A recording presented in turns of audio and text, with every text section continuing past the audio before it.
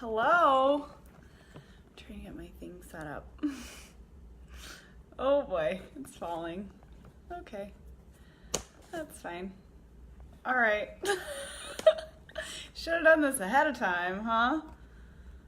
So you didn't have to watch me do this. Okay. All right, guys, that's good enough. Cheers. It's Thursday again. And yeah, good day. Okay, so I didn't take any notes from this for this, so forgive me if I ramble or like don't make any sense or get off on a tangent. It's totally possible. Can't say it hasn't happened before. Pretty much like all the time, every time. Okay, but this was a topic I was talking to someone about today, and I thought it would be perfect for this Facebook Live and kind of like this time of year as that we get ready for like the season's gonna change, and we might go like apple picking or pick out a pumpkin. So why does it matter where your food comes from? And I used to hear this a lot when I was working in my corporate job, and I was out doing health and wellness presentations all the time.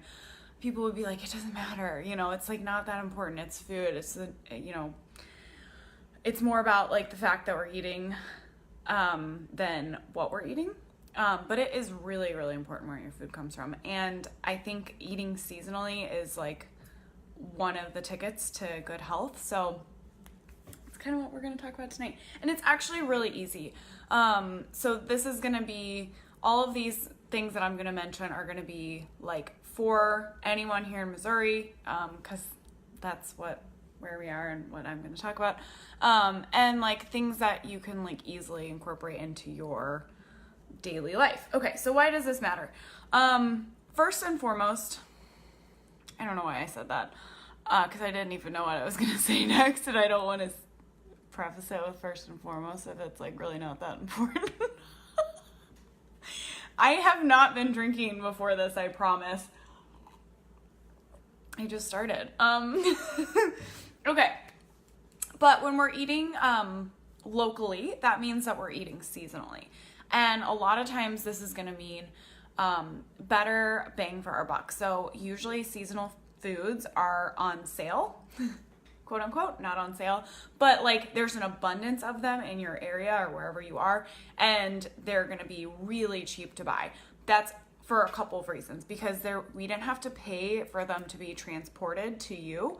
The local farmer, you know, Joe down the corner, probably didn't cost him much to get that to your grocer. So that's one reason.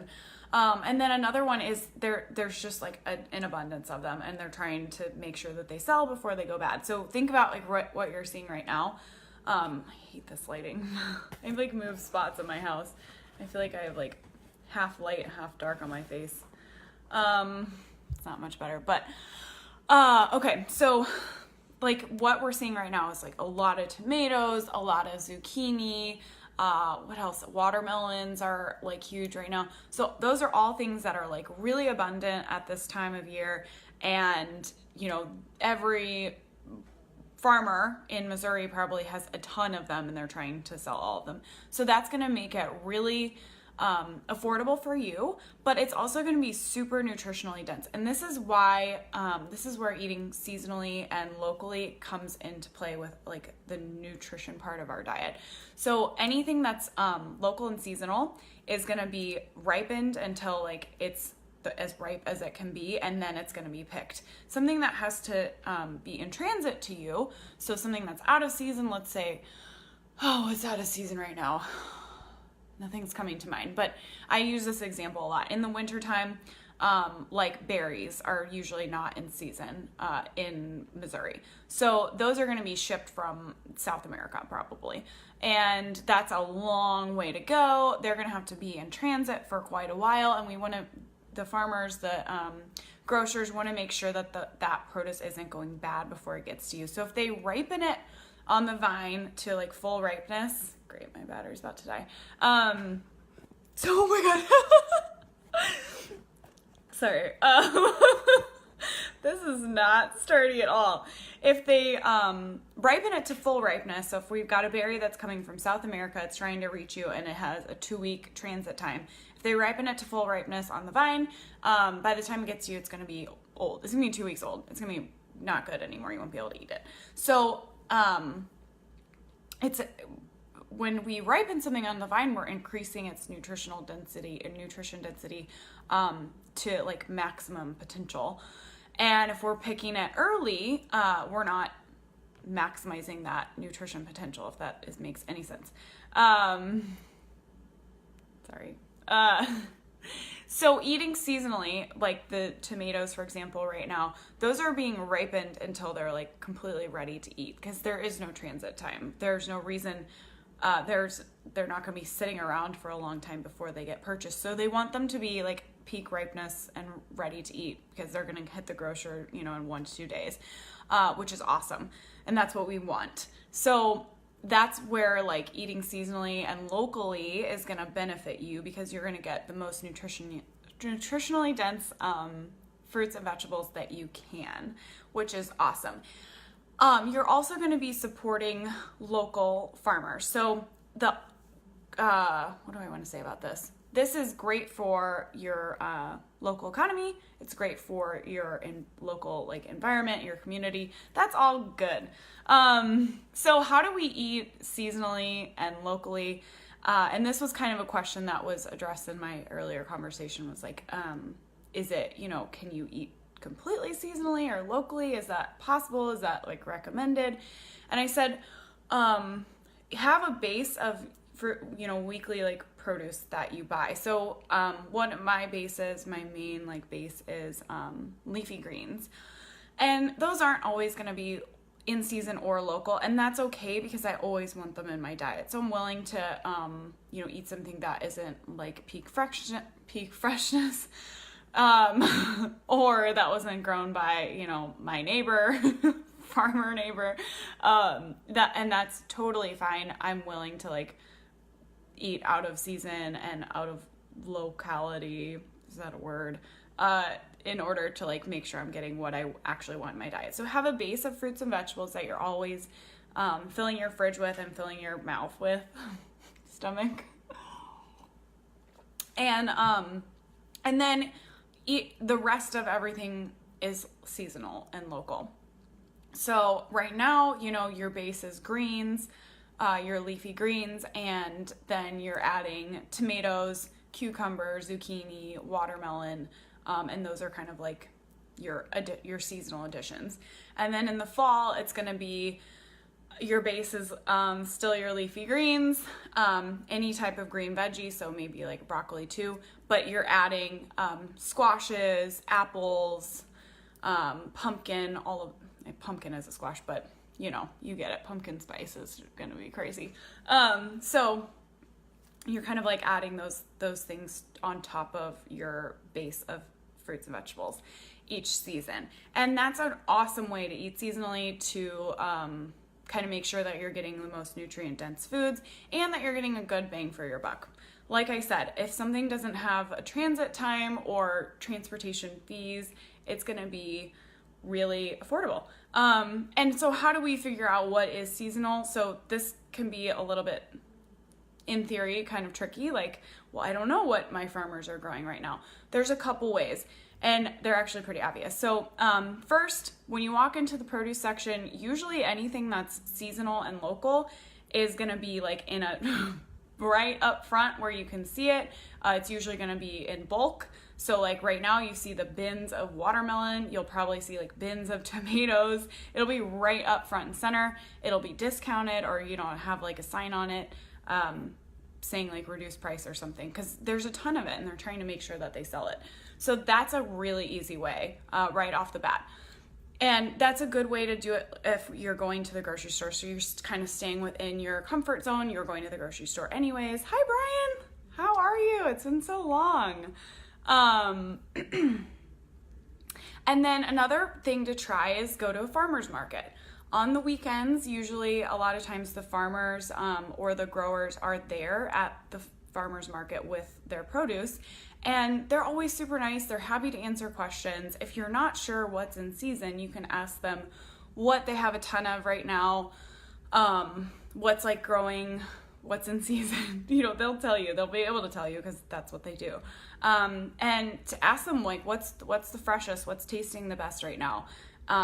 You know, they'll give you really good advice. So that's a great way. And, was I going to say anything else about farmers market? That's just another good way to like kind of meet your community farmers, get some really good produce, talk to some nice people. And then the other option, which is a little bit more outside of people's comfort zones, is like the CSA. So this is like a community farming crop share option. And you usually order a box. So there are CSA storefronts I've seen. I know there's one over by the Whole Foods in Town and Country, if you're familiar with that area. But other than that, you can just go online and type it in. There's tons of local ones here in St. Louis. And this is kind of like a weekly or bi-weekly maybe. Wait, does bi-weekly mean twice a week? Bi-monthly, how about that? Every other week you get a box of produce, and it's seasonal, local, usually really fresh, and that is gonna be like what's growing right now. Some people don't like this because you don't know what you're gonna get necessarily. There's not like an order, you know, you don't like order specific things, you just kind of get what they have. And I think that can be kind of fun. It forces you to experiment and to try new things, try new recipes, try new foods. And if it's too much food, some people do say like they can't finish all of that produce in a week and they don't want to throw it away. This is a great option to share with a family member, a friend, a neighbor, and kind of like going on it together. And that way you split the price too, which is awesome. And the other last thing I wanted to mention about local is paying for the organic label is actually kind of expensive, and a lot of like local small-time farmers can't afford that or just don't want to pay for it because they're not trying to entice a huge market in the local grocery store. So if they're just having a farm stand on the weekends at a farmer's market, they're probably not going to pay to tell people that it's organic, even though it is. And usually like local small-time farmers are really, really organic, because the other thing they don't want to pay for is like a ton of really expensive pesticides. And they also aren't using farmland that's been completely depleted of its nutrients. So a lot of times their soil's a lot richer. They might be composting as well. So they're going to have really nutrient dense food. So where, you know, what feeds our food all in turn like feeds us, if that makes any sense. So a nutrient rich soil is going to lead to a nutrient rich plant, is going to lead to us getting like a really nutrient dense item. Plus like no pesticides, it means we're not getting all those chemicals. And what else was I going to say? Composting, good for the environment. I don't know. I think that about sums it up. I might need more wine because I was stumbling through this tonight. And anyways, all right. That's all I got for you. I hope that was helpful. If you have questions, let me know. Comment on this video and I will be happy to answer them. And I'll be back next Thursday. Next Thursday, I have my special guest and friend, Charlotte Meyer. She's awesome. And we're going to talk about, she's a chiropractor, but she does functional medicine and acupuncture. So I've seen her a couple times for acupuncture. I actually have a live acupuncture video. I Facebook lived her acupuncturing me, which was kind of fun and interesting. I think it's like really interesting. If you aren't familiar with acupuncture, it sounds kind of scary, like someone's gonna stick needles in me. I don't think so. So that kind of like breaks it down and shows you like what she actually does and how painless it really is. So I don't know what we're gonna talk about, but it's gonna be a really good one. And we're gonna have like tons of awesome information for you guys. So if you have any questions for Charlotte ahead of time, let me know on this video. And if not, I will see you next Thursday. Cheers to you. I hope you're having a drink with me. All right, bye.